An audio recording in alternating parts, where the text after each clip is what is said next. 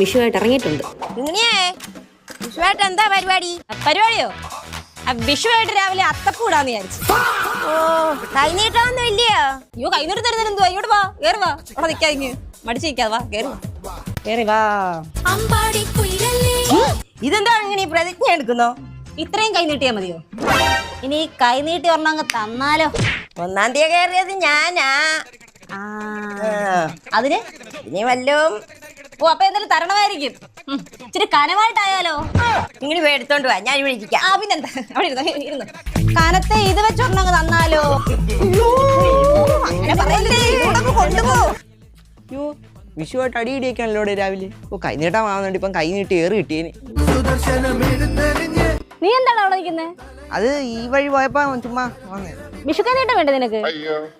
ഓ, നമ്മൾ തമ്മിൽ എന്ത് വിഷു കഞ്ഞിടഞ്ഞിട്ട് സ്നേഹം മാത്രം പോരെ? അങ്ങനെ പറഞ്ഞാൽ എങ്ങനെയാ? നമ്മൾ തമ്മിൽ